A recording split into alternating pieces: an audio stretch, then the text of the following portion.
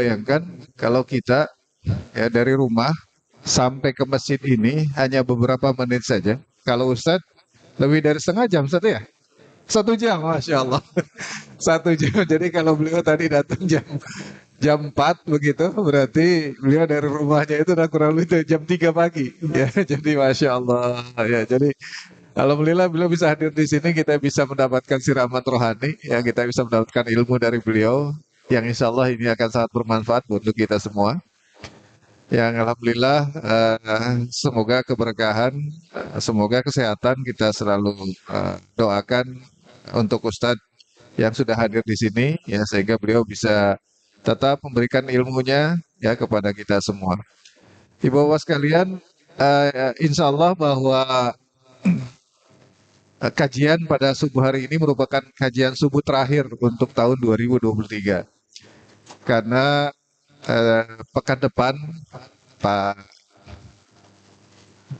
Imran sudah menyampaikan bahwa insya Allah kalau pekan depan katanya kajiannya di rumah masing-masing atau di tempat liburan masing-masing katanya begitu. Ya karena pekan depan itu tepat dengan tahun baru ya sehingga kelihatannya gitu Pak Imran ya.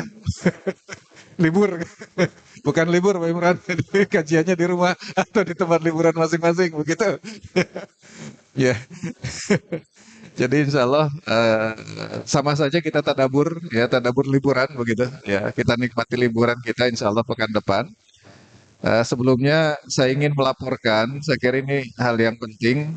Pertama adalah berkaitan dengan alhamdulillah renovasi ketiga Masjid Al-Akbar ini sudah selesai dilaksanakan. Jadi saya ingin sampaikan laporannya, laporan keuangan, yaitu keuangan yang masuk ke yang kita terima yaitu sebanyak 309.500.000 rupiah.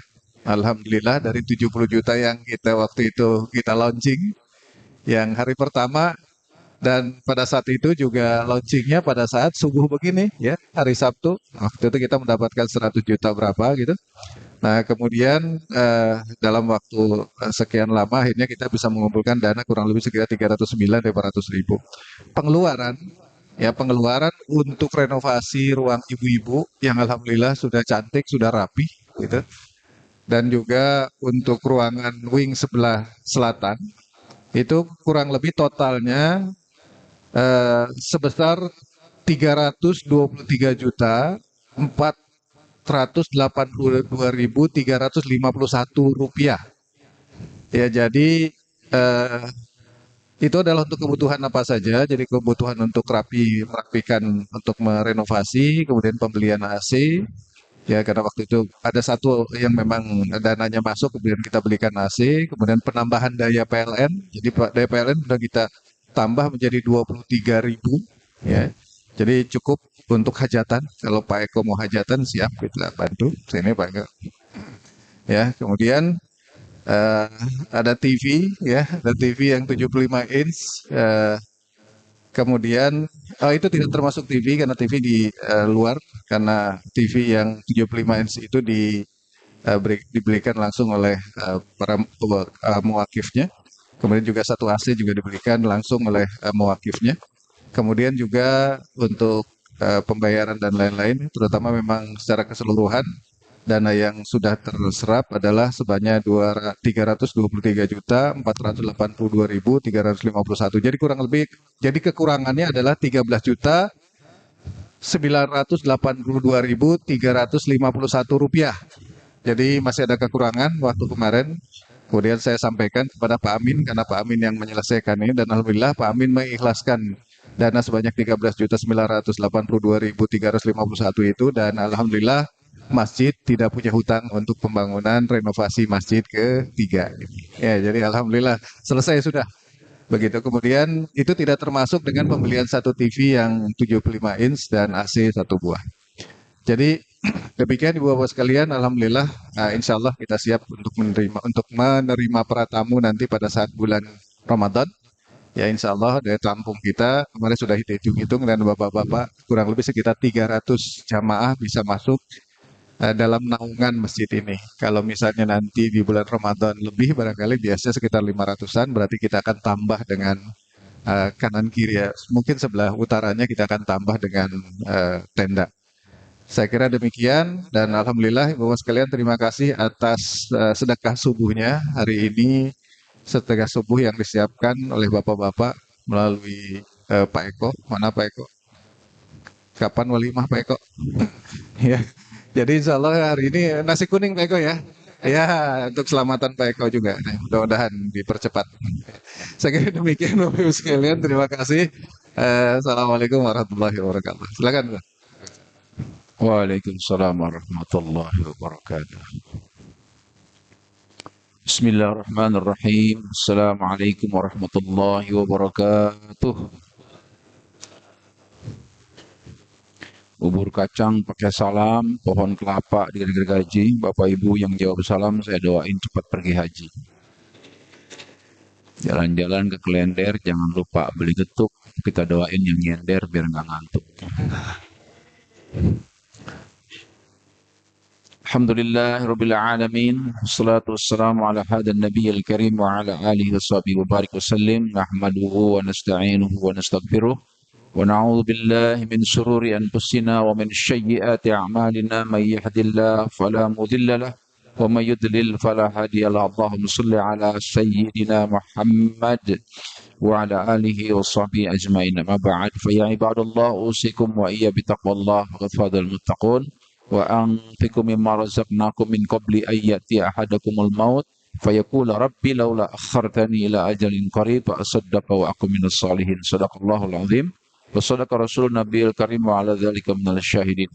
Segenap pengurus DKM, ketua DKM, sekretaris dan seluruh perangkat yang saya hormati, yang mudah-mudahan Allah berkahi, Allah mudahkan semua urusannya dalam mengurus masjid yang cukup artistik dan estetik ini, dan juga tentu pada seluruh jamaah yang terus mensupport.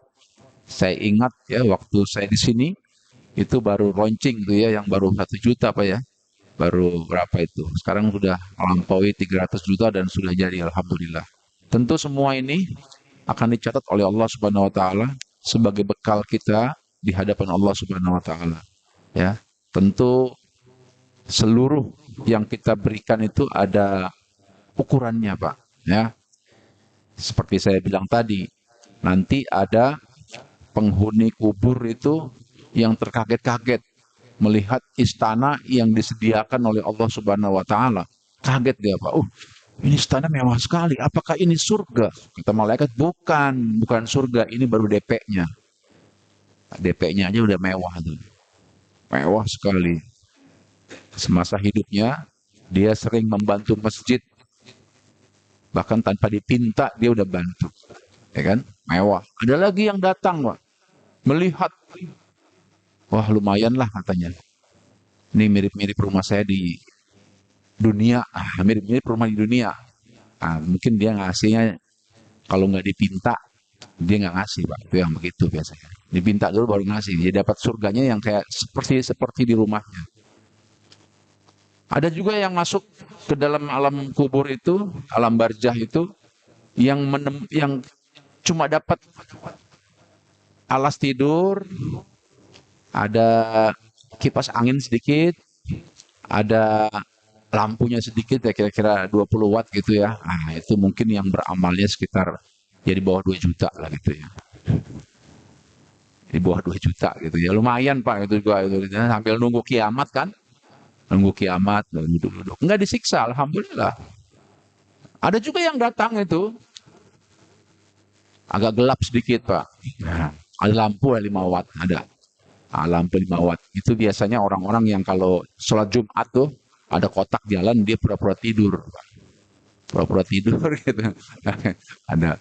Tapi juga bersyukur Pak. Masih terhindar dari siksaan. Dia cuma nggak betah aja karena agak gelap. Nah, tapi ada Pak orang yang masuk ke alam barzah, dia cuma menjumpai lampu lilin Pak. Lilin, waduh ya Allah jangan sampai padam nih katanya gitu ya. Nah itu biasanya orang-orang yang kalau mau beramal tuh mikirnya 16 kali. Bahkan dia bertengkar dulu sama istrinya tuh. Ya itu biasa ya. Tapi masih juga tidak disiksa oleh Allah Subhanahu wa taala. Nah, hal-hal itu yang kita akan bahas pada pagi hari ini insyaallah. Alam barzah, ya. Satu kalimat yang sering kali kita dengar. Apa itu alam barzah?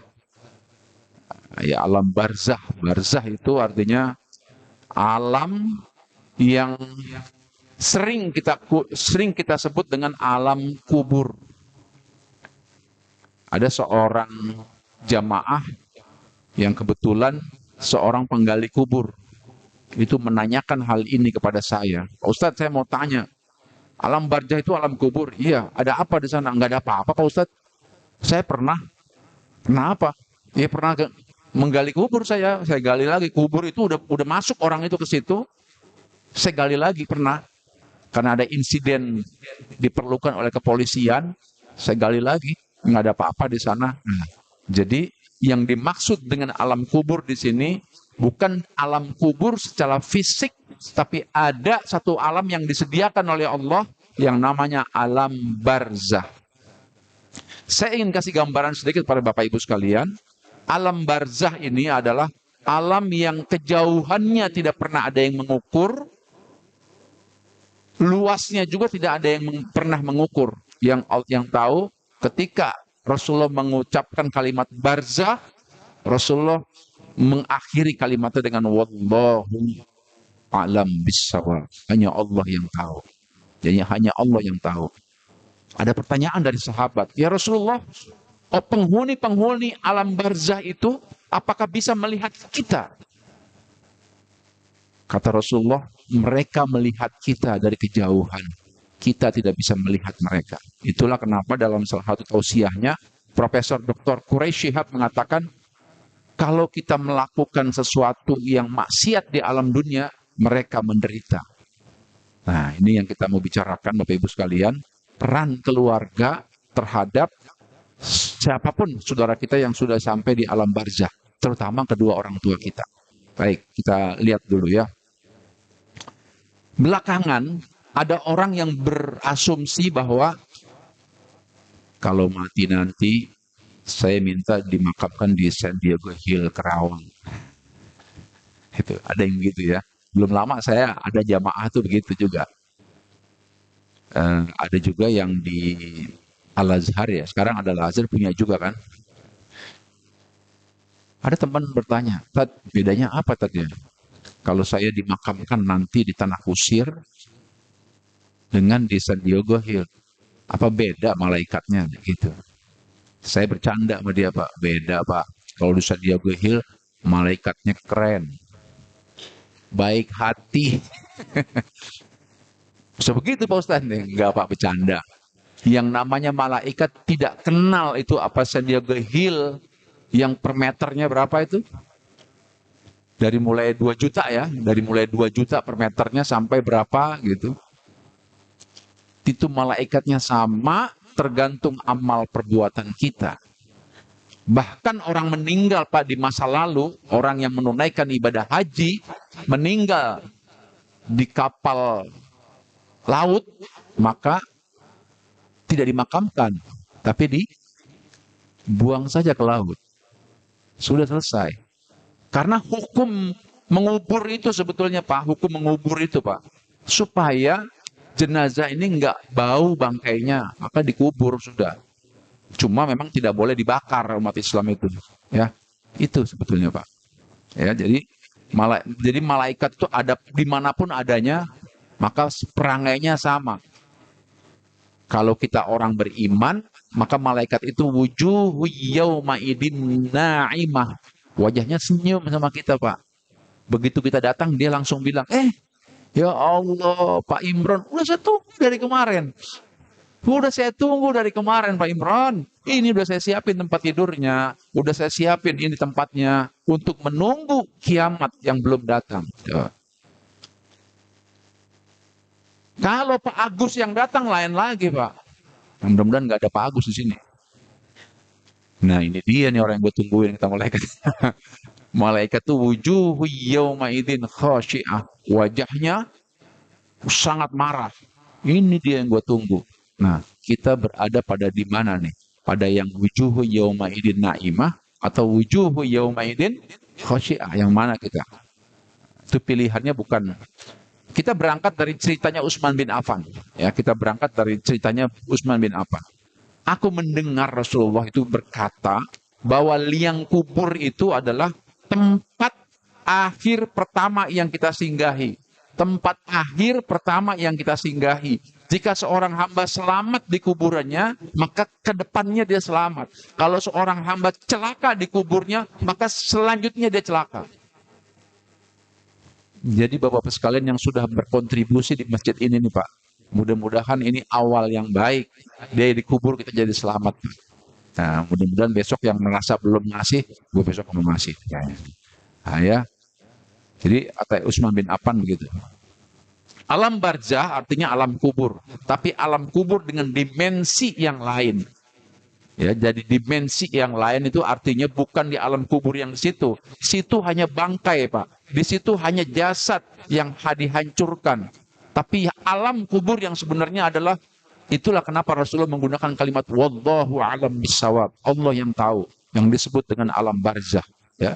Alam barzah. Saya ingin mengingatkan kita semua hadis Bukhari 6514. Yatba'ul mayyit salasa. Yang mengantar mayit itu Pak, 3. Yang pertama adalah ahluhu, keluarganya. Yang kedua, maluhu, hartanya. Yang ketiga, wa amaluhu, amalnya.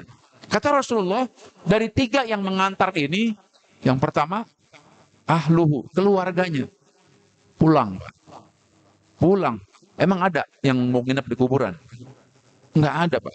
Secinta-cintanya kita sama istri kita. Suami cinta sama istrinya. Neng, pokoknya abang nggak mau pulang malam ini. Mau di sini aja, mau nginep. Ada yang begitu? Nggak ada, Pak. Sebagian suami-suami bilang, Neng, mohon maaf ya Neng ya, kalau abang kawin lagi. Benar begitu, Pak? Nggak ada, Pak. Begitu pula istri. Ketika suaminya meninggal, nggak ada, Pak. Sepanjang saya memberikan tausiah di rumah-rumah orang yang meninggal itu, selalu istrinya ada. Nggak ada yang menginap. Secinta seperti apapun, pulang, Pak. Pulang, Pak. Anak-anak pulang, Pak. Kita yang sendiri di situ. Kita yang kedinginan di situ, Pak. Kita yang kegelapan di situ, Pak. Kita yang berteman dengan hewan-hewan. Bahkan dalam hadis yang lain, 7 langkah kita tinggalkan itu makam, malaikat segera datang. Kalau dia disiksa ya disiksa, kalau dia kasih kenikmatan ya kasih kenikmatan. 1, keluarga. Yang kedua, maluhu, hartanya, Pak. Kalau dia juragan ojek, wah di kampung-kampung ada juragan ojek. Itu hari itu ngojek libur, Pak. Libur ngojek, karena bos meninggal. Semua gojeknya ikut. Oh, rame bener tuh. Selesai, pulang enggak tuh, Pak? Pulang. Pulang. Seorang direktur, seorang pemilik perusahaan, owner, ketika dia meninggal, libur hari itu, Pak. Anak-anak libur, kenapa? Bos meninggal. Seluruhnya datang, Pak. Mobil-mobil kantor semuanya, Pak. Selesai pemakaman, pulang semuanya, Pak. Nggak ada yang menungguin. Ada karyawan yang cinta banget, nggak ada, Pak. Makanya kata Rasul, jangan terlalu cinta kamu sama seseorang. Ya, sampai-sampai sholat dilecehkan. Sekarang ada Pak orang yang melecehkan sholat, Pak, gara-gara cinta sama ketua partainya. Padahal At-Taubah 22:24 mengatakan, Ya ayyuhallazina amanu la tattakhizu aba'akum wa ikhwanukum awliya in istahabul kufra 'alal iman. Jangan kamu terlalu cinta sama bapak kamu, jangan kamu terlalu cinta sama istri kamu, jangan kamu terlalu cinta sama harta kamu sampai kamu melecehkan agama kamu. At-Taubah ayat 24 mengatakan, Kul in kana aba'ukum. Kalau kamu cinta sama orang tua kamu sampai kamu melecehkan agama kamu, lihat apa yang terjadi, kata Allah. Hati-hati, Pak, ya, jangan terlalu cinta. Yang ketiga, kata Rasulullah, yang mengantar kamu ke alam barzah, ke alam kubur itu amalmu. Dan itulah yang akan setia menemani kita. Nih, sumbangsi Bapak sekalian untuk Masjid Al-Akbar ini. Ini, Pak. Ini yang akan menemani kita, Pak. Nah, menemani kita, Pak. Ya, jadi 3 yang mengantar kita. Oke? Sekarang kita lihat, Pak, alam barzah menurut Al-Quran. Karena ada orang yang nggak percaya sama alam barzah, Pak. Ada ketua partai terbesar di Indonesia pernah mengatakan begini, ngomongin akhirat katanya kayak pernah aja ke akhirat. Ada yang begitu, Pak. Ini urusan pernah atau belum, bukan soal urusan pernah atau tidak pernah. Kita punya Al-Quran, Al-Quran memberikan gambaran kepada kita tentang apa? Alam barzah. Wa haqqa bali Fir'aun. Sesungguhnya Fir'aun itu dikepung. Dan dia ada di alam barzah dan disiksa hari ini.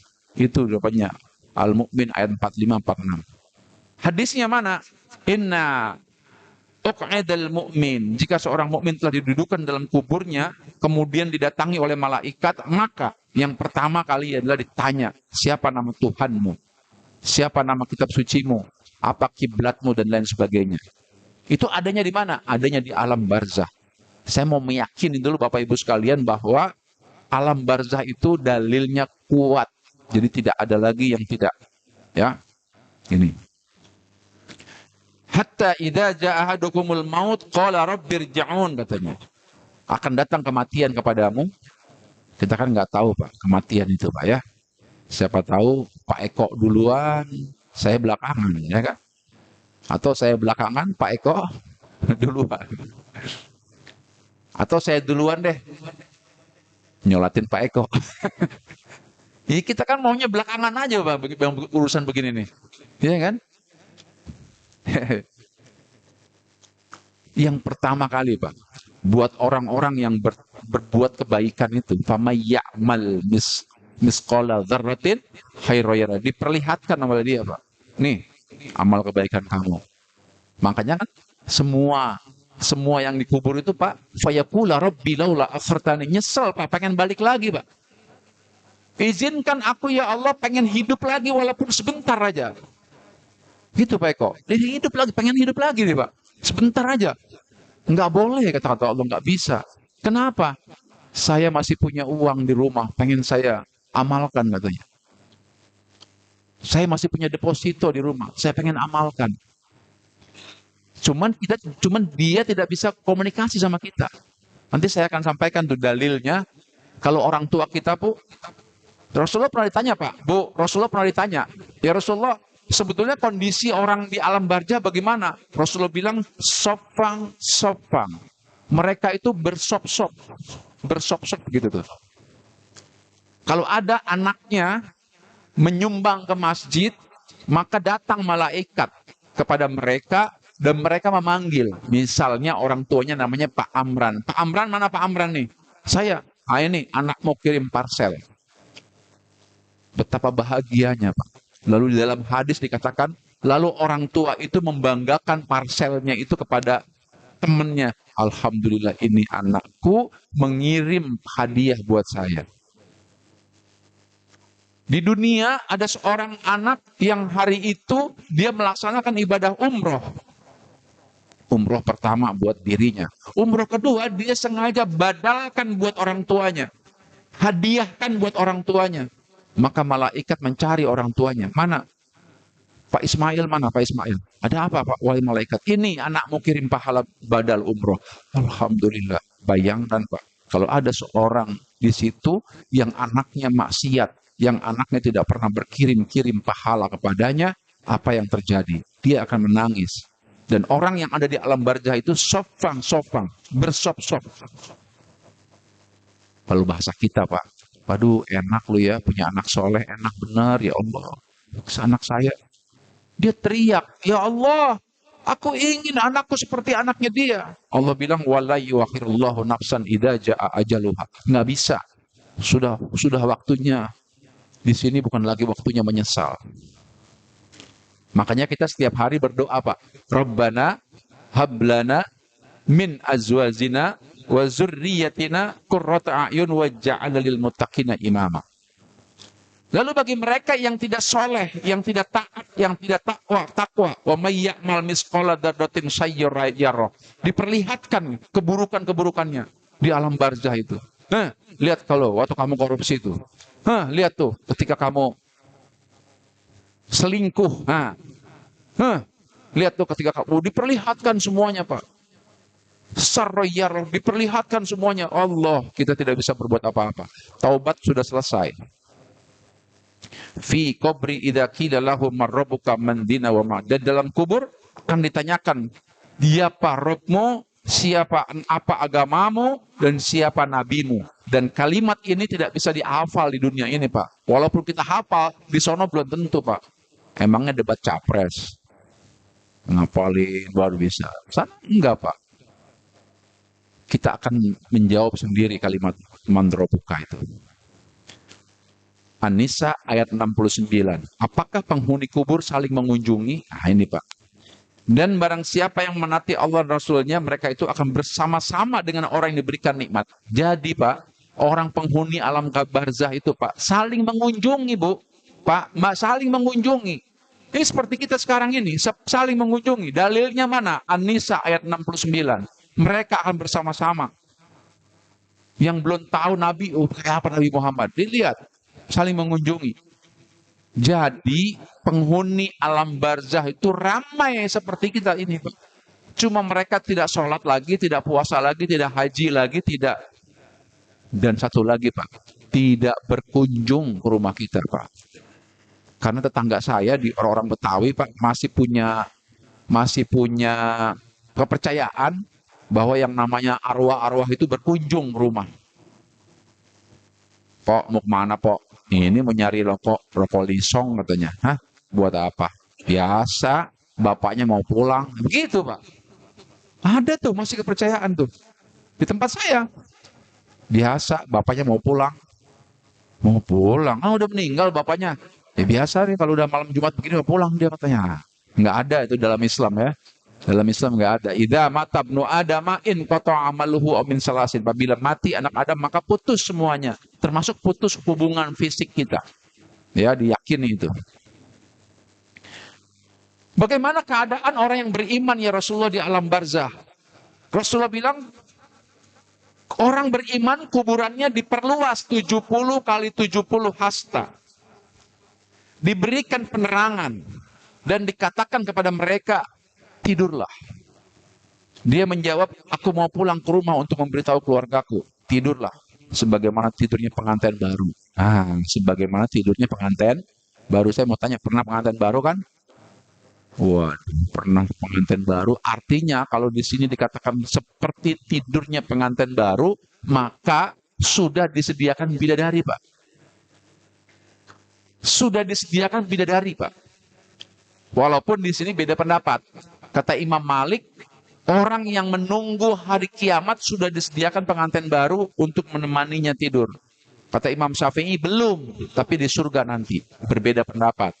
Tapi menurut hadis ini, kuburannya diperluas 70 kali 70, dikatakan tidurlah. Gitu ya. Nah sementara, keadaan orang kafir, orang munafik, dalam hadis Tirmizi tadi, nomor 1071, himpitlah dia. Himpitlah jenazah itu. Rusakkan tulang-tulangnya. Dan rasakan azab Allah Subhanahu wa Ta'ala. Wah, jadi beda Pak kondisinya. Beda kondisinya. Pertanyaan alam kubur, man rabbuka, man dinuka, man nabiyuka, man kitabuka, aina kiblatuka, man ikhwanuka. Siapa Tuhanmu? Apa agamamu? Siapa nabimu? Apa kitab sucimu? Apa nama kiblatmu? Dan siapa teman-temanmu? Itu pertanyaannya, Pak. Jadi sebelum meranjak ada pertanyaan. Ada pertanyaan pada Rasulullah, ya Rasulullah, umat lain bagaimana? Apa ditanya juga umat lain? Umat lain ditanya, fal nas'alana alladziina arsila ilaihim, katanya. Umat lain juga ditanya seperti pertanyaan kamu. Jadi umat lain tetap tanya juga sama dengan kita, Pak. Ya. Lalu apa ya Rasulullah amal yang pertama kali dihisap? Kata Rasulullah, amal yang pertama kali dihisap adalah sholat umatku. Jadi sholat tadi itu Pak, itu yang pertama kali dihisap oleh Allah. Hati-hati nih Pak ya. Sholat yang pertama kali dihisap ini sholat kita Pak. Jangan kita lalai sholat. Sholat itu enggak usah terlalu rajin sholat Pak. Enggak usah terlalu rajin Pak. Ya. Ini kayak sekarang nih subuh sholat. Udah tenang aja makan. Nanti sholat lagi dohor Pak. Nah, jangan terlalu rajin nih sholat. Nanti habis dohor, udah santai aja Pak. Nanti sholat lagi asar. Nanti habis asar sholat lagi, makanya santai aja. Ya nggak? Santai aja Pak ya. Jangan terlalu fokus aja, santai aja. Dan yang diperintahkan oleh Imam Ghazali ini adalah bahwa sesungguhnya kegiatan kita sehari-hari itu Pak dalam rangka menunggu waktu sholat. Bukannya sholat itu sebagai apa ya? Sebagai rehat, bukan Pak. Kita nunggu waktu sholat. Anda sebagai pengacara, sebagai dosen, sebagai dokter, menunggu waktu sholat. Kenapa? Karena kita yakini bahwa sholat itu adalah hal yang pertama kali dihisab oleh Allah Subhanahu wa Ta'ala. Itu Pak. Nah sekarang kita mau bicara tentang peran keluarga. Ya. Pertama, kenapa kalimat setiap Jumat itu ada kalimat Allahumma gfir lil mu'minina wal mu'minat al-ahya'i minhum wal amwat. Itu menjadi rukun, Pak. Menjadi rukun khutbah. Kenapa? Karena doa itu ditunggu. Jadi jenazah, mayit-mayit itu, Pak, ahli kubur, ahli alam barzah itu setiap Jumat menunggu kata-kata Allahumma gfir lil mu'minina. Makanya kalau ada khotib yang nggak menyebut itu, Pak, itu dianggap rukunnya tertinggal. Imam Syafi'i bilang khutbahnya batal. Allahumma gfir lil mu'minina wal mu'minat al-ahya'i minhum wal amwat. Qaribun mujibu da'wat wa qadiyal hajat. Itu itu kan Pak, ditunggu ya doa kaum muslimin itu. Kita pun kalau hari Jumat jangan lupa Allahumma gfir lil mu'minina wal mu'minat. Itu doa buat orang semuanya. Makanya ada pendapat begini Pak. Doa orang yang hidup katanya nggak nyampe sama orang yang wafat. Saya nggak masuk pikir kenapa nggak nyampe. Orang kita disuruh baca Allahumma gfir lil mu'minina wal mu'minat. Artinya doa kita sampai. Kalau masuk pemakaman kita bilang apa? Assalamualaikum ya ahlal kubur, paling nggak seperti itu. Baroknal mu'minina wal mu'minat. Itu artinya mereka dengar Pak. Kata Rasulullah mereka menjawab salam kita. Cuma nggak kedengeran. Andai kedengeran, kita lari Pak. Kita bilang Assalamualaikum ya ahlal kubur. Waalaikumsalam ya ahlal dunia. Waduh lari kita. Hah? Lari kita. Untungnya kita nggak diberi kekuasaan oleh Allah untuk mendengar itu Pak. Jadi kalau kita membaca Allahumma gfir lil mu'minina wal mu'minat, mereka berkata amin ya Allah, amin. Yang lagi disiksa juga amin ya Allah. Berkurang dosanya Pak. Setiap hari kita baca Allahumma gfir lil, lebih bagus. Kita dirukunkan baca setiap Jumat. Itu ditunggu oleh orang-orang yang sudah menjadi penghuni di alam barzah Pak. Doa kaum muslimin yang pertama. Yang kedua membayarkan hutangnya Pak. Nafsul mu'min mu'allaqatu bidaini hatta yuqta anhu. Jiwa seorang mukmin masih tergantung dalam hutangnya sehingga dia melunasinya, Pak. Itulah kenapa kalau ada orang meninggal, nih jenazahnya taruh di depan sini. Habis disolatkan, sebelum dikuburkan kalimatnya yang pertama. Saudara-saudara sekalian, bagaimana akhlak ini jenazah? Kita bilangnya khair. Kata Rasulullah, barang siapa yang mengucapkan khair, maka mandakhalal jannah. Tapi mengucapkannya dari hati yang paling dalam, Pak. Khair, dia orang baik. Bukan orang-orang yang baru datang siapa yang meninggal. Nggak kenal, Pak. Mana tahu akhlaknya. Dia main khair aja tuh. Khair aja begitu kan. Walaupun itu nggak apa-apa. Tapi tetangganya, hadis yang lain, kalau ada tetangganya, Pak. 3 orang saja tetangganya bilang, saya saksikan dia orang baik. Maka jenazah ini mandakhalal jannah, masuk surga Pak. Makanya kalau ada yang meninggal nanti Pak, kita harus menyaksikan dia tuh, ya Allah dia orang baik Pak. Tapi kalau ada tetangganya bilang, Alhamdulillah biang kerok udah mati. Gimana tuh kalau gitu Pak? Alhamdulillah biang kerok udah mati katanya. Yang kemarin katanya, yang malas kerja bakti, pelitnya ya Allah bukan, udah itu ya, nggak mandakhalal jannah tuh Pak. Jadi membayarkan hutang. Saya bicara soal hutang, Pak ya. Satu ketika ada iring-iringan sahabat yang baru pulang berjihad. Waktu itu Rasulullah nggak ikut berjihad. Rasulullah tanya, siapa yang syahid? Dua orang ya Rasulullah yang syahid. Dia terbunuh. Kata Rasulullah, satu orang. Dua orang ya Rasulullah. Satu orang.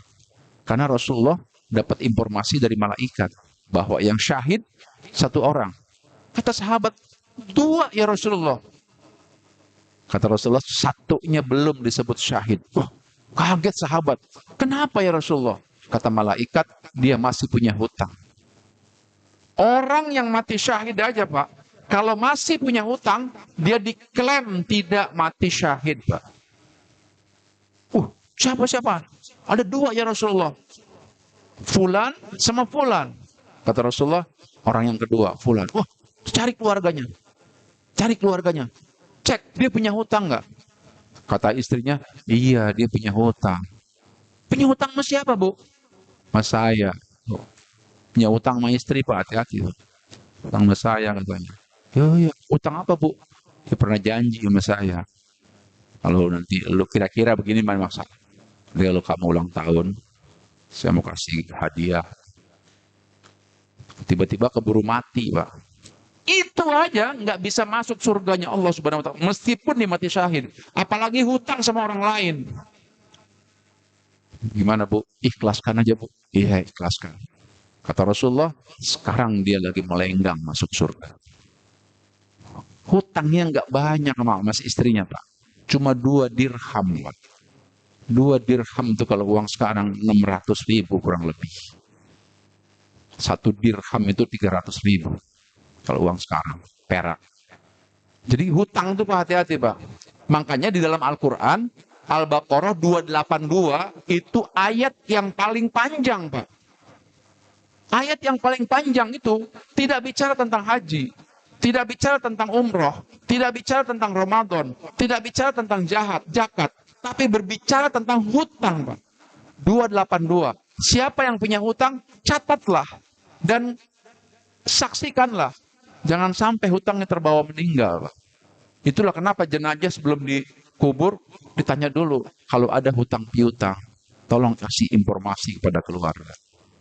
Nah, hati-hati Pak, punya hutang ya. Pinjol. Oke.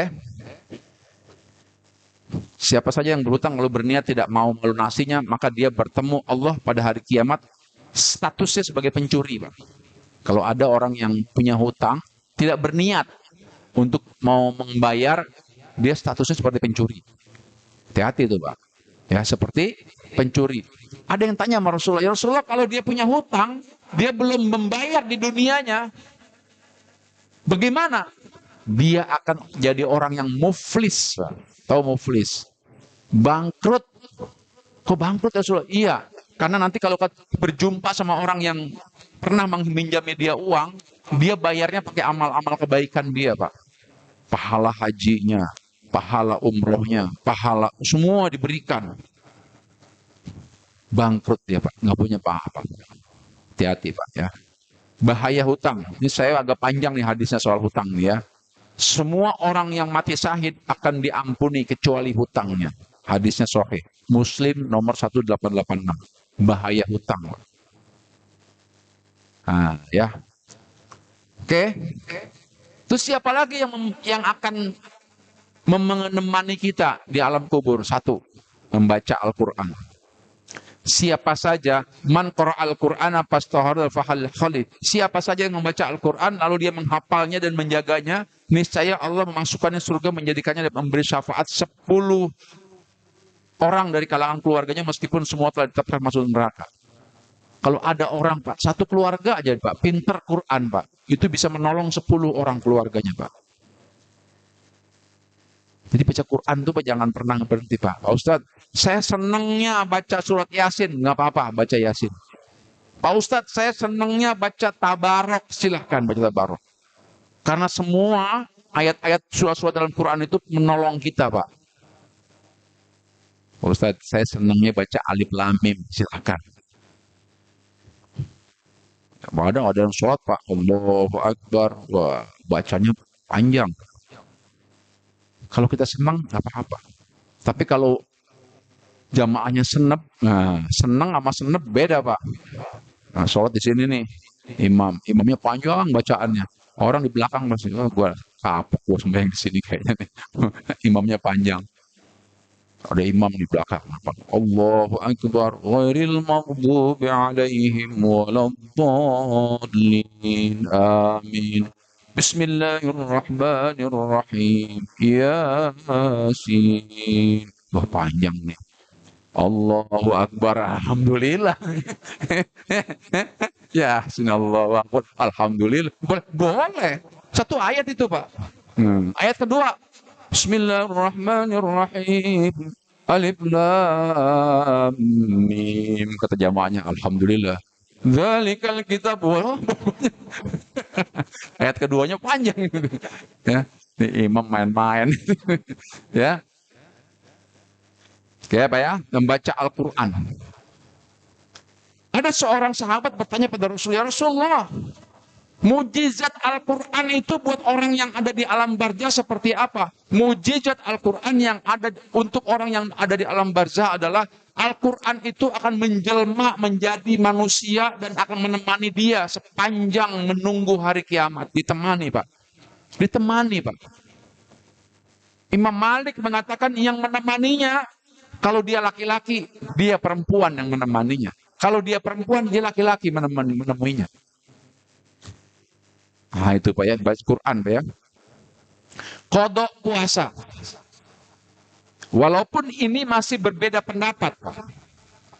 Imam Malik tidak membolehkan qadha puasa. Tapi Imam Syafi'i mengharuskan. Kalau ada orang tuanya tidak puasa, anaknya mengqadhanya. Man mata wa alaihi siyam shoma anhu wa ilaihi. Barang siapa yang mati dalam keadaan masih memiliki kewajiban puasa, maka ahli warisnya yang akan mempuasakannya.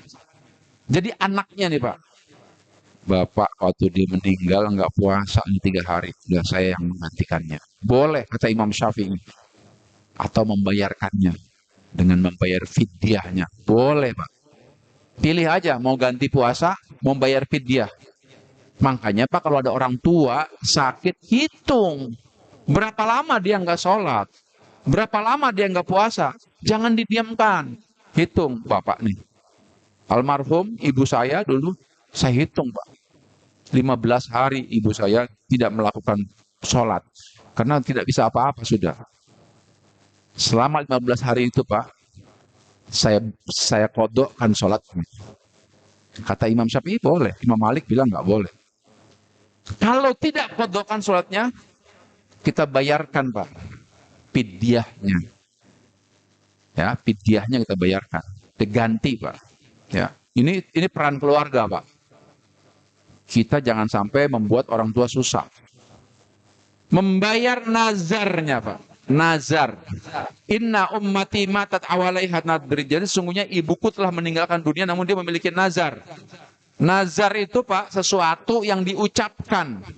Misalnya ibunya bilang begini, nanti kalau kamu naik kelas, mama mau potong kambing gitu ya.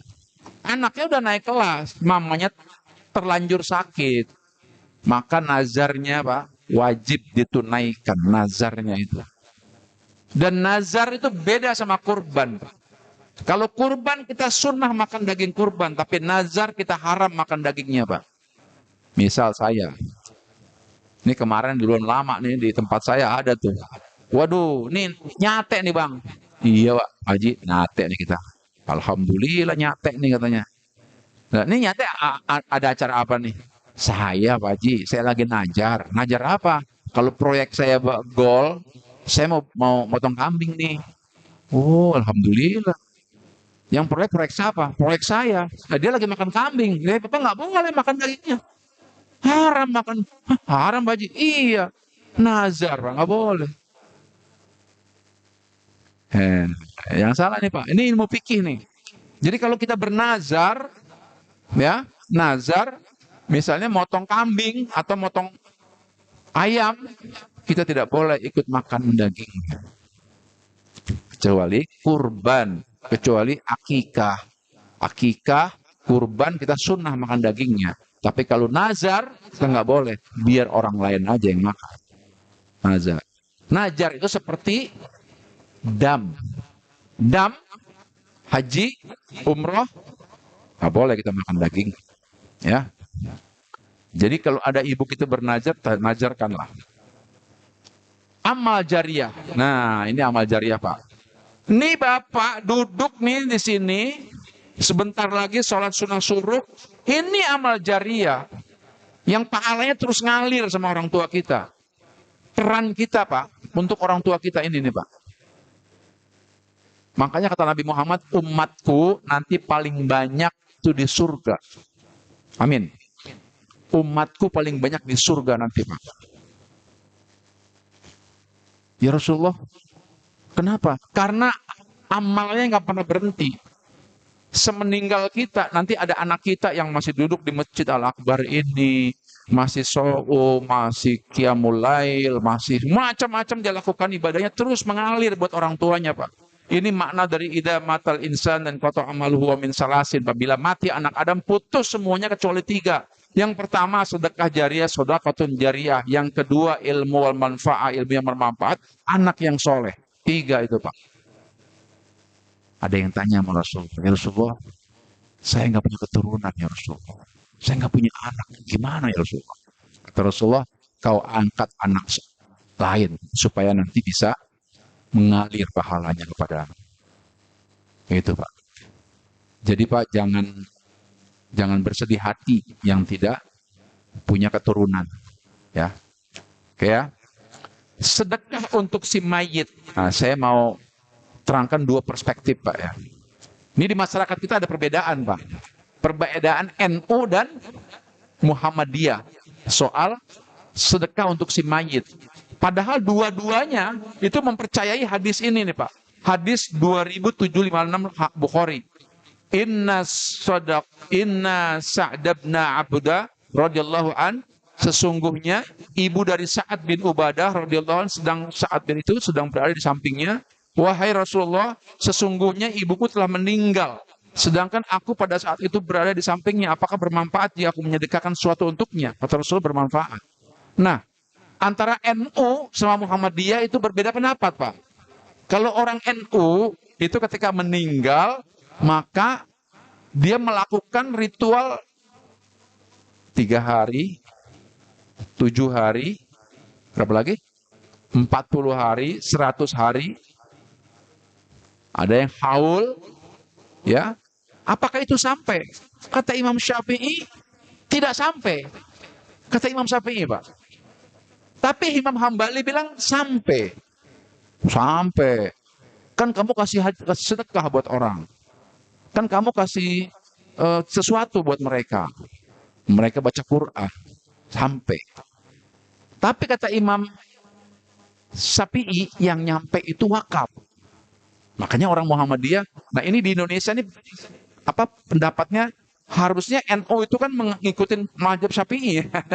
Tapi yang diikutin untuk urusan tahlil ini mazhab Hambali, Pak. Hambali bilang sampai. Saya udah baca kitabnya itu. Syafi'i, kalau ada orang meninggal, wakaf. Makanya di kalangan Muhammadiyah itu wakaf digalakan, Pak. Namanya Badan Wakaf Muhammadiyah. Jadi kalau ada yang meninggal, walaupun kecil, nah tadi saya senang tuh kalimatnya tuh, Pak Ketua. Wakaf AC. Ini wakaf. Karena di Indonesia yang namanya wakaf itu 3M, Pak. Orang kenalnya 3M. Musola, makam, nah ya, musola, makam, madrasah. 3M.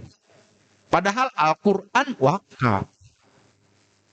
Ada orang datang sini ke masjid nih. Nih Pak Ketua, saya mau ngasih jam dinding. Wakaf itu, Pak. Wakaf jam dinding. Karena di dalam kehidupan Rasulullah pernah mewakafkan alat makan, Pak. Alat makan diwakafkan Rasulullah. Jadi wakaf itu luas. Bukan hanya sekedar tanah, bukan makam itu, bukan musola. Ya itu musola benar. Bukan hanya sekedar musola, makom, apalagi madrasah. Wakaf itu luas, ya. Kalau ada orang yang datang ke sini bawa piring-piring nih wakaf, itu wakaf juga, Pak. Jadi kalangan Muhammadiyah, kenapa Muhammadiyah sampai hari ini punya 87 perguruan tinggi? Karena ibadah wakaf di Muhammadiyah itu digalakan, Pak. Warga Muhammadiyah yang meninggal itu wajib wakaf. Walaupun sekecilnya apa, sekecil apapun. Berbeda dengan warga Muhammad NU yang mementingkan ritual tahlilan. Itu juga sampai pahalanya. Saya kebetulan bisa di NU, bisa di Muhammadiyah gitu ya. Nah, ustadznya tuh bawa bawa bawa berkat. Tapi tahlilan bawa berkat, Pak. Nah, makanya ada penelitian, Pak.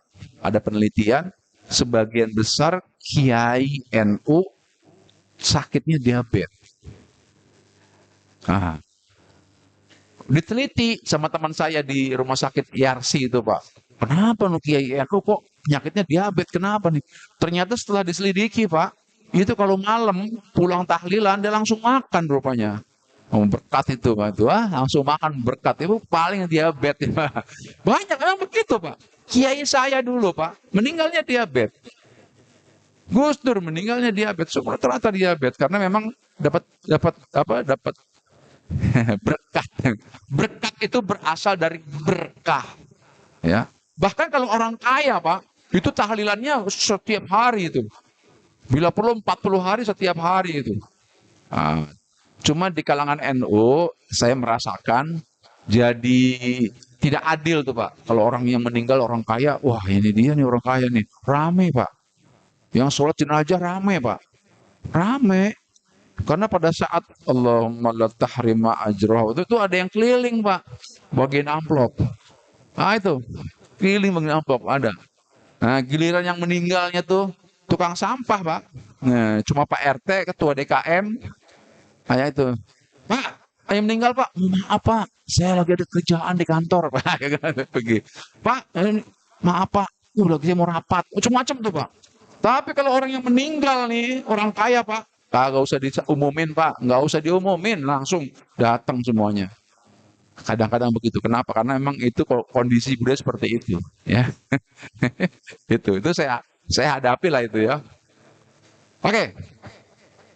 An Abdi Abbas an Nabi sallallahu alaihi wasallam. Rajulan yaqul labbaika anna syubrumah. Rasulullah pernah mendengar anak muda, Pak. Pernah mendengar anak muda itu berkata begini, Pak. Labbaik Allahumma umratan. Labbaik Allahumma umratan. Labbaik Allahumma umratan fi subrumah gitu. Rasulullah dengar, kamu nyebut nama subrumah, nama siapa? Nama ibuku ya Rasulullah. Ibuku belum pernah umroh. Bolehkah saya membadalkan umroh ibuku? Rasulullah tanya, kamu udah umroh belum? Udah ya Rasulullah. Ah, bagus. Jadi Pak, ini dalilnya badal umroh. Jadi ke orang tua kita, kalau belum umroh, dia dibadalkan, Pak.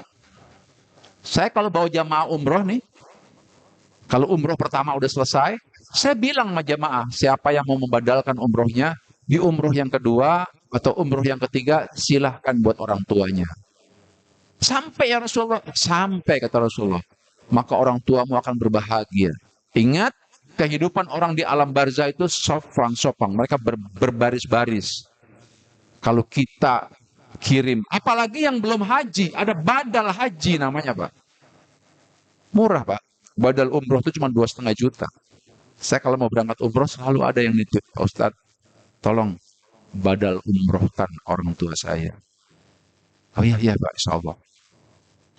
Pak Ustaz, kalau haji berapa? Haji itu 25 juta biasanya. Dapat sertifikat, dapat hadiah jam-jamnya. Badal haji sampai, Pak. Kalau orang tua kita belum haji, kita hajikan. Syaratnya, satu, kitanya sudah haji.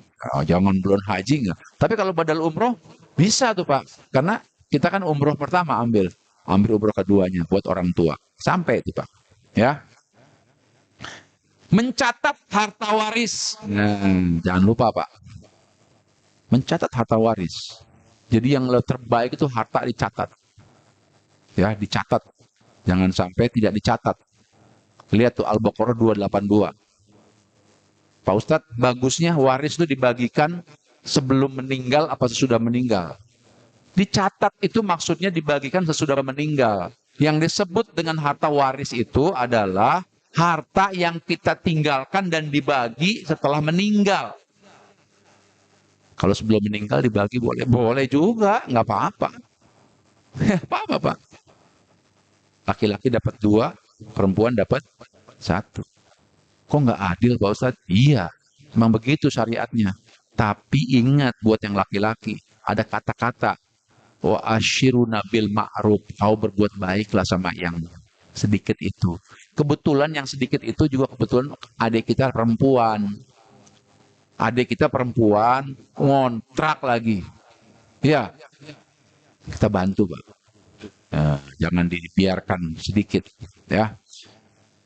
Doa, Allahumma inni a'udzubika min azabil qabri, ini doa, Pak, dibaca sebelum salam. Sebelum salam, Allahumma inni a'udzubika min azabil qabri wa min ajal fitnatil mahya wal mamat wa min fitnatil masiihid dajjal. Ini doa ya, sebelum apa namanya? eh, salam. Ada Rasulullah mengajarkan doa sujud terakhir. Allahumma inna nas'aluka salamatan fid din wal afiyatan fil jasad wa ziyadatan fil ilmi wa barakatin fi rizki wa taubatan qabla al maut wa rahmatan indal maut wa maghfiratan ba'dal maut. Allahumma hawwin alaina fi wa najata minan nar wal afwa indal hisab. Itu doa yang nggak boleh nggak dibaca sama kita, Pak. Harus dibaca itu sudah, walaupun hukumnya sunnah, tapi Rasulullah tidak pernah meninggalkan doa itu. Itulah peran keluarga kita, Pak. Ya Rasulullah, bagaimana kalau anak-anak saya, anak-anak yang maksiat? Itu pertanyaannya, Pak. Yang penting kau sudah sampaikan ketika kau masih hidup. Kau sampaikan. Urusan anakmu nanti, itu urusan hidayah. Karena Rasulullah yang namanya hidayah itu bukan kita yang menentukan, Pak. Tapi Allah. Bagaimana urusannya Abu Thalib? Abu Thalib, Pak. Didoakan setiap hari Rasulullah. Tapi tidak juga masuk Islam. Itu namanya hidayah. Baik Bapak Ibu sekalian, masih ada waktu 15 menit menjelang jam 6. Silakan kalau ada yang mau ditanyakan. Silakan Pak Eko. Mangga Pak Eko. Mangga.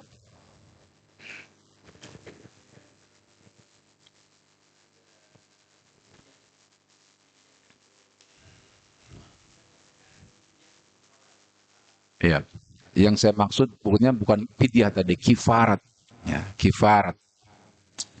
Jadi kalau fidyah itu fidyatun ta'amu miskin. Jadi fidyah itu urusannya sama makanan, ya, untuk meninggalkan puasa. Yang meninggalkan puasa itu fidyah. Yang saya maksud tadi bukan fidyah tapi kifarat. Ya, kifarat itu pendapat Imam Syafi'i, kifarat itu walaupun sama juga, boleh memberikan uang, boleh memberikan beras. Jadi orang tua saya nih meninggalkan sholat, ya udah kifaratnya saya kasih kifarat. Kifarat itu kata Imam Syafi'i boleh. Walaupun Imam Hambali bilang nggak boleh, harus digantikan aja kodok.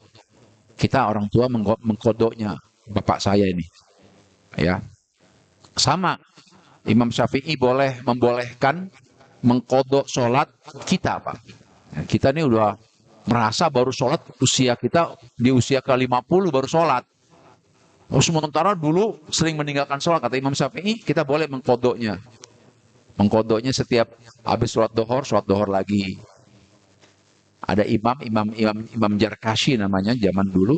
Tanya, wah imam, kalau antum sholat, kok sholat lagi? Aku mengganti sholatku di masa lalu. Ya. Meskipun Ibnu Taimiyah berpendapat, Innallaha ghafurur rahim. Allah itu maha pengampun. Udah nggak usah dikodok lagi, nggak usah. Imam itu, ya, pendapatnya berbeda. Tapi kalau Imam Syafi'i bilang boleh. Itu. Ada lagi, Pak? Enggak. Pak?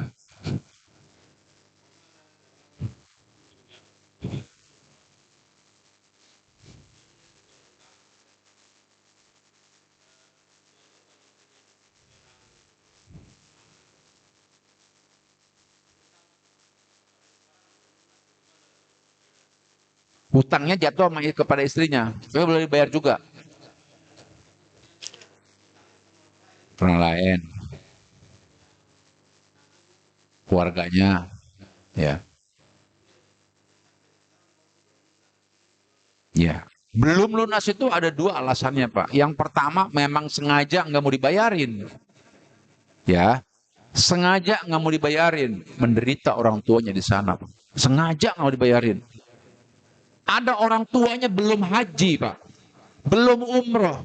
Tapi anaknya sengaja tidak menghajikan, sengaja tidak mengumrohkan, Pak. Itu sama menderita di sana, Pak.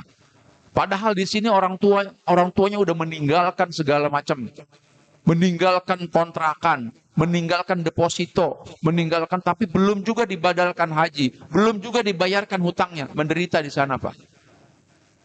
Apa kata Rasulullah? Man mata muslimina wal muslimat kal gorikul harik. Tahukah kamu kondisi orang yang dimakamkan itu, orang yang dikuburkan itu, kal gorikul harik itu artinya seperti orang yang tenggelam, Pak. Bisa dibayangkan nggak orang yang tenggelam? Minta tolong. Tolong, tolong, tolong gitu. Maka tolonglah. Dengan apa menolongnya? Kita lihat apa yang belum dilaksanakan ibadahnya. Oh, belum haji. Hajikan dia, badal haji namanya. Oh, dia masih punya utang, bayarkan hutangnya. Kalau dia mampu, Pak. Tapi ada kondisi manusia di mana dia tidak mampu yang Bapak maksud tadi. Bapaknya udah bilang, "Ma, Bapak punya utang, Pak, sama adik Bapak tuh. Berapa, Pak? 25 juta. Ya udah nanti dibayarin, Pak. Bapak kalau pergi aja, Pak." Oh, enggak begitu juga, Pak. Bapak udah sakit nih, tahu meninggal, Pak. Istrinya tahu. Lama juga nggak dibayar, Pak. Maka istrinya bilang sama anaknya kan, "Dek, Bapak dulu punya utang 25 juta. Sama siapa? Sama Om." "Iya, Pak, nanti Dede yang bayar." Kalau anaknya belum juga, maka itu tidak berpengaruh apa-apa, Pak, karena belum mampu, Pak. Yang penting hutang itu sudah diucapkan, Pak. Sampai adiknya datang, dan adiknya berkata begini, "Udah nggak usah dipikirin, saya sudah melunasinya." Nah, di sini berlaku hukum fikih, Pak. Hukum fikihnya gimana? Al-akad wal akad. Akad itu harus ditutup dengan akad, Pak. Jadi nggak boleh kita di dalam hati nih. Nih adiknya ngomong, adiknya yang uangnya dipinjam nih, Pak. Nah, saya lunasin aja. Itu nggak boleh begitu, Pak. Kalau ilmu fikih. Ilmu fikih itu harus diucapkan. Harus diucapkan di depan keluarganya. "Dek, Mbak, Mas memang punya utang sama saya. Bapak punya utang sama saya. Tapi saya lunaskan, saya ikhlaskan lunas hari ini juga." Sudah selesai, Pak. Maka malaikat memberikan kabar kepada dia secepat kilat, "Wahai fulan, kau berbahagia hari ini karena hutangmu sudah dilunasi. Adikmu sudah mengikhlaskannya." Seperti itu, Pak. Nah, itu sesuatu yang sangat rumit memang dalam Islam, Pak. Kenapa? Karena seorang mujahid aja, Pak, nggak masuk surga gara-gara utang. Mujahid, Pak. Iya, Pak. Jadi orang yang menyesal tuh di dunia itu satu, Pak. Orang mujahid aja bisa nyesal, Pak. Orang yang berperang di jalan Allah, Pak, dia meninggal, dia nyesal juga dia, Pak. Kenapa? Saya pengen hidup lagi, pengen berperang lagi, supaya dapat pahala mujahid yang lebih hebat lagi, Pak. Bagaimana kita, Pak? Nah itu, ya, paham ya? Nah itu ada hubungannya sama ilmu fikih itu kalau itu. Ada lagi, Pak? Cukup. Nah, baik. Mudah-mudahan kita termasuk orang yang mampu menyiapkan keluarga kita, Pak, ya. Keluarga kita, anak-anak kita dalam rangka kesinambungan nasib kita di alam barzah. Mudah-mudahan pada pagi ini kita paham apa itu namanya alam barzah. Kita paham. Oh, alam barzah itu ini. Kalau yang nggak paham, nggak apa-apa. Tanya lewat handphone saya boleh, Pak. 0812 996 7553. Lihat tempo aja. Ada beberapa barangkali dalil-dalilnya perlu dibantu. Ya. Itu saja barangkali disampaikan, mudah-mudahan ada manfaatnya. Wallahul muwafiq illa aqwamit thariq. Billahi taufiq wal hidayah. Assalamualaikum warahmatullahi wabarakatuh.